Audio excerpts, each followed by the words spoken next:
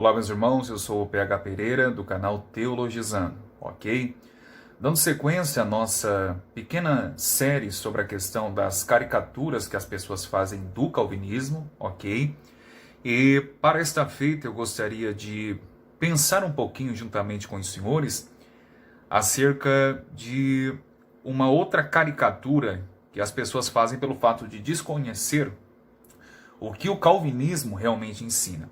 E essa caricatura, por sua vez, diz o seguinte: olha, se o ser humano é tão depravado, tão pecador, como realmente ensinam os calvinistas, né? O que ocorre, né? E como fica a salvação dos bebês ou das crianças que morrem? Meus irmãos, de antemão é necessário nós fazermos alguns apontamentos aqui interessantes. Dentro dessa questão soteriológica dos bebês ou das crianças que morrem, né, antes de chegar à idade da razão, existe, pelo menos as que eu conheço, né, quatro posições acerca dessa questão, ok? A primeira posição diz que todos os bebês que morrem, eles vão para o inferno, serão condenados, ok? Por quê? Porque eles baseiam-se naquela passagem que Jesus fala, né? Dizendo que aquele que crer será salvo, mas aquele que não crer será condenado. Logo, uma criança, um bebê, não tem essa capacidade para crer e, portanto, elas serão condenadas, né? Existe a segunda posição, que essa posição é adotada, por exemplo, pelos católicos romanos. Dentro do catolicismo romano, ensina-se o seguinte, que somente os bebês ou aquelas crianças batizadas é que irão ser salvas. Né? É por isso que vocês entendem a razão pela qual, quando um bebê está doente, os pais têm que correr às pressas para a igreja para batizar, né? Por quê? Porque eles creem que o batismo é essencial para a salvação das pessoas, né? No caso, a salvação dos bebês, né? Então eles precisam batizar, né? Isso entra em contradição, por exemplo, com um pensamento dos católicos romanos, quando diz que bebês, eles não têm pecado, né? E levou, por exemplo, Santo Agostinho, lá por volta dos séculos IV e V depois de Cristo, a argumentar nesse sentido. Se bebês são meramente inocentes, por que vocês, quando eles estão doentes, correm para a igreja para batizá-los? Né? Ora, se eles não têm pecado e são inocentes, por que se batiza? Né? Afinal de contas, vocês creem que o batismo é essencial para a salvação.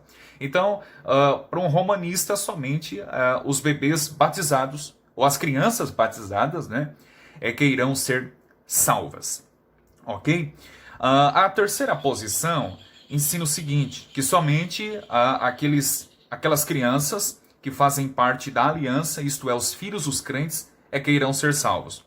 A quarta posição diz que somente os bebês predestinados para salvação, ok, é que irão ser salvos. E a quinta posição, e devo lhes assegurar que eu me familiarizo mais com ela, é que diz que todos os bebês serão salvos, independente se é filho de pais crentes ou não, ok? Independente se foram ou não predestinados para a salvação. Então, todos os bebês que morrem serão salvos. Esta é a minha posição, ok? Quero deixar bem claro. Os três últimos posicionamentos, eles são adotados pelos reformados, ok? Há uma grande divergência entre eles, né? As três últimas posições. E eu, contudo, me familiarizo com a última. Apenas um adendo aqui de antemão, é necessário clarificar um ponto interessante. Bebês e crianças não são inocentes, ok? Eles podem ser inocentes, talvez no sentido do pecado pessoal. Por quê? Porque eles não o conheceram ainda, mas não no sentido do pecado que fora imputado de Adão a todos os seres humanos, sem exceção, conforme Romanos 5,12, 1 Coríntios 15, 21 e 22, por exemplo. Ok? Então, ela traz consigo, quando vem ao mundo, este pecado que foi imputado, o pecado adâmico. Ok? Eu acho interessante as palavras, por exemplo, do pastor e teólogo batista John MacArthur, numa série de sermões intitulados O que acontece com os bebês que morrem, MacArthur, ele argumenta, né, nesse sentido, a questão da idade da razão, né? E uma série de perguntas são levantadas, né, sobre a questão dos fetos que morrem, incluindo os que são abortados e indivíduos mentalmente retardados ou deficientes. Como é que fica a salvação? E aí MacArthur responde. Ele diz que isto ocorre quando uma pessoa alcança entendimento maduro suficiente para compreender de forma convincente as questões da lei, graça, pecado e salvação. Ou seja, para MacArthur, e eu comungo desse entendimento dele, as crianças que serão condenadas é somente a partir do momento quando elas têm um entendimento correto das questões da lei, da graça de Deus, do pecado e da salvação. Até elas chegarem à maturidade ou terem a razão e o discernimento do que é certo e do que é errado, ok? Antes disso, eu entendo, e eu vou apresentar agora pelo menos 5 razões pelas quais creio que Deus salva os bebês ou salva aquelas crianças que ainda não atingiram a idade do entendimento ou da razão, ok? Vamos lá. A primeira razão, meus irmãos, pela qual eu creio que uma criança será salva, eu vou destacar apenas os bebês, né? Pela qual os bebês serão salvos, a primeira razão que eu creio é pelo fato, aquele texto clássico, né, que usamos quando Jesus disse: deixai vir a mim as criancinhas e não os estorveis ou não os impeçais, porque dos tais é o reino dos céus. Ora, eu penso que é um pensamento muito coerente, não é? Congruente. Por quê? Porque se Jesus usa as crianças como modelo daqueles que hão de herdar a salvação, a conclusão lógica que chegamos é que, de fato, os bebês que morrem serão salvos pela graça de Deus, ok? A segunda razão pela qual eu creio que um bebê será salvo, se porventura morrer, né, é pelo fato do texto. Um episódio, uma narrativa interessante, no segundo livro do profeta Samuel, capítulo 12, versos de números 21, 22 e 23. Você lembra do resultado do pecado de Davi? Resultou nisso o castigo de Deus sobre ele na morte do bebê, né? Na morte do seu filho. Enquanto a criança estava viva, Davi, diz o texto bíblico, que jejuava e chorava pela criança. Mas é interessante nós atentarmos que quando a criança morre, os servos de Davi chegam para ele e perguntam, né? Por que quando a criança estava viva, o Senhor jejuava e chorava por ela?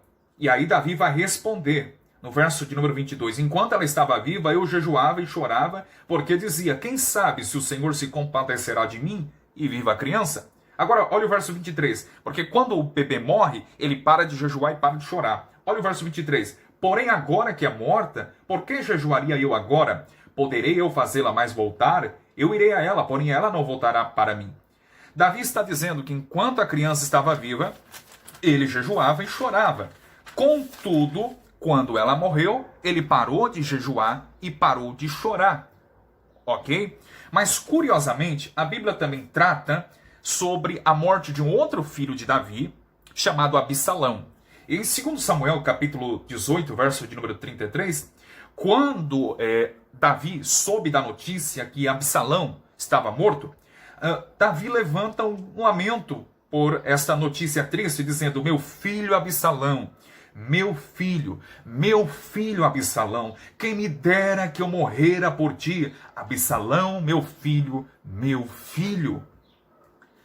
Note, meus irmãos, que o bebê que morrera, Davi chora apenas enquanto ele estava vivo. Enquanto ele estava doente, né, ele chorava e jejuava na esperança de Deus trazê-lo à vida, ou dar-lhe saúde, não é?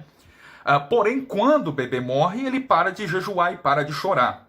Ok? Por quê? Porque o pensamento que eu chego é o seguinte, que Davi sabia da salvação dos bebês.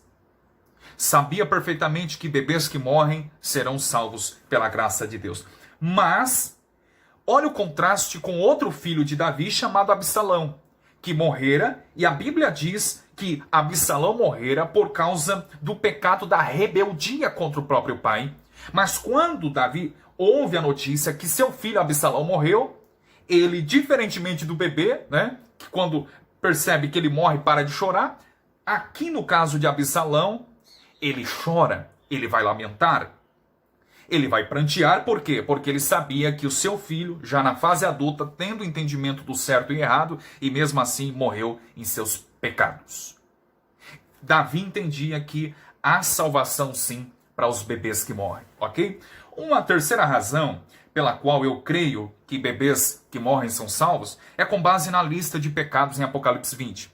Lá em Apocalipse 20, meus irmãos, nós temos a narrativa e uma lista de pecados hediondos, asquerosos, de pessoas que cometeram já na fase adulta, e a Bíblia diz que a parte deles será no lago de fogo, né, chamado Guiena, que a Bíblia o define como a segunda morte.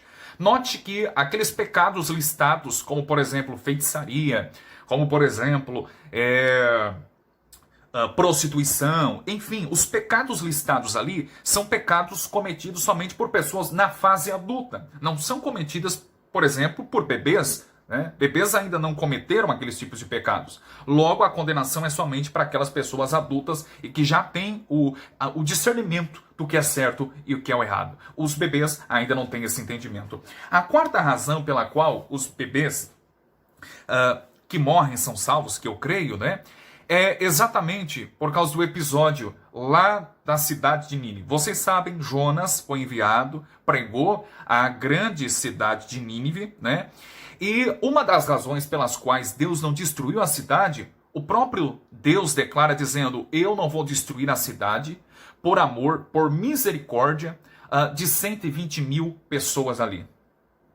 Note, essa expressão que Deus usa de 120 mil, e Deus prossegue dizendo que elas não sabem discernir a mão direita da esquerda. Essa expressão, não saber discernir a mão direita da esquerda, John MacArthur, um excelente exegeta e teólogo, diz o seguinte: refere-se às crianças. Por quê? Porque de fato elas não sabem discernir a mão direita da esquerda.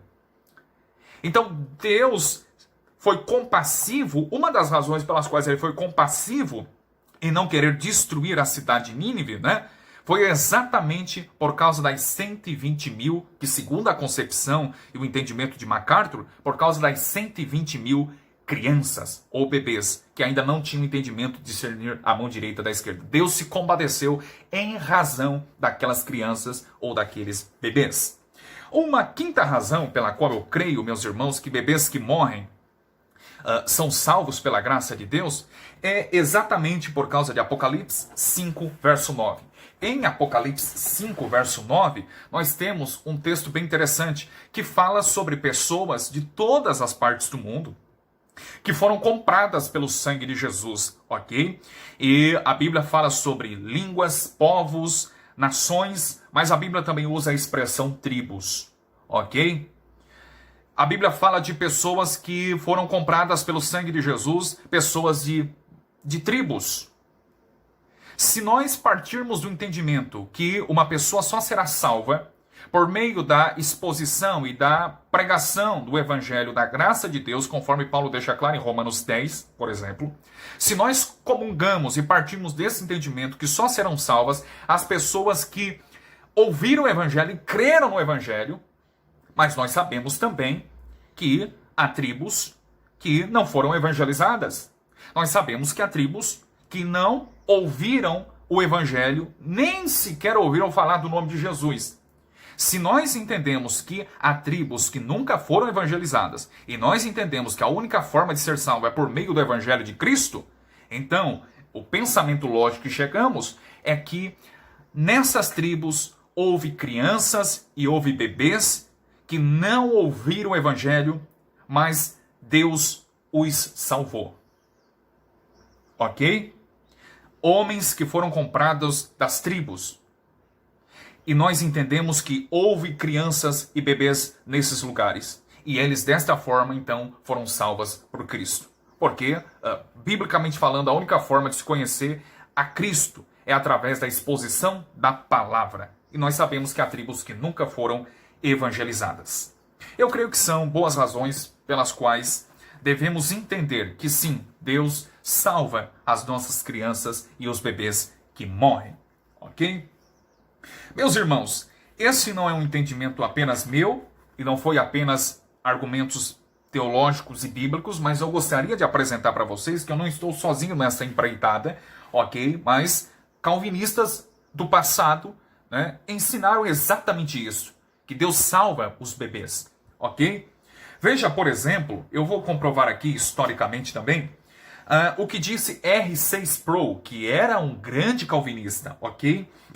Sproul, no livro chamado Agora Esta é uma Boa Pergunta, página de número 294, diz Sproul: esperamos e temos certo grau de confiança de que Deus está particularmente gracioso, ou melhor, de que Deus será particularmente gracioso para com aqueles que nunca tiveram a oportunidade de ser expostos ao Evangelho, como bebês e crianças que são deficientes demais para ouvir e entender. O Novo Testamento não nos ensina isso explicitamente, mas diz muito sobre o caráter de Deus, sobre a sua misericórdia e graça, e nos dá todas as razões para ter esse tipo de confiança em seu trato com as crianças. Veja bem, Charles Haddon Spurgeon, que também era um excelente calvinista, ele diz assim, Spurgeon diz,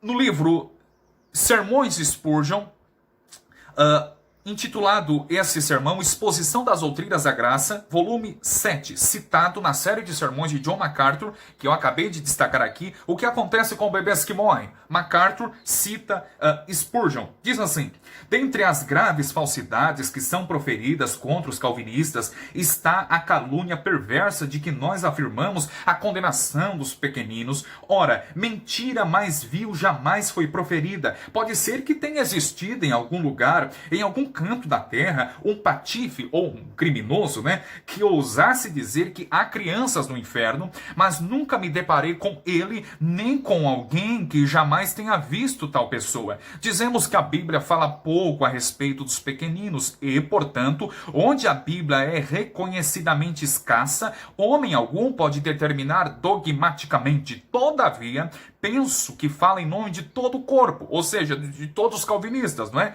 Ou certamente com pouquíssimas exceções, e essas desconhecidas por mim. Quando digo que nós afirmamos que todos os pequeninos que morrem são eleitos de Deus e, portanto, são salvos, e nós olhamos para isso como o meio pelo qual Cristo verá o fruto do penoso trabalho de sua alma em grande grau. E, de fato, às vezes, esperamos que assim a multidão dos salvos venham a exceder a multidão dos perdidos. Seja qual for a visão que nossos amigos possam ter sobre esse ponto, eles não estão necessariamente ligados à doutrina calvinista. Creio que o Senhor Jesus, o qual disse que a tais pertence o reino dos céus, de fato recebe em seus braços amorosos, diária e constantemente, aqueles pequeninos da mais tenra infância, que são apenas mostrados e depois arrebatados para o céu. Veja também o que diz um professor de teologia da Universidade de Princeton do século XIX, um grande calvinista chamado Benjamin Warfield. Olha o que diz Warfield sobre essa questão. MacArthur cita nesse sermão sobre o que acontece com os bebês que morrem. MacArthur cita mais uma vez Warfield. Olha o que diz Warfield: o destino dos pequeninos que morrem é determinado independentemente de sua escolha por um decreto incondicional de Deus, cuja execução não depende de nenhum ato próprio. Sua salvação é operada pela aplicação incondicional da graça de Deus às suas almas através da imediata e irresistível operação do Espírito Santo, anterior e além de qualquer ação de suas próprias próprias vontades. Se a morte na infância de fato depende da providência de Deus, é seguramente Deus em sua providência que escolhe essa vasta multidão para se tornar participante de sua própria salvação condicional. Isso é o mesmo que dizer que eles estão incondicionalmente predestinados à salvação desde a fundação do mundo. Se for salvo apenas um único bebê que morrer na infância sem responsabilidade, todo o princípio arminiano é negado. Se todas as crianças que morrem em tal estado são salvas, não apenas a maioria dos salvos, mas aquela maioria da raça humana até agora ganhou vida por um caminho não arminiano.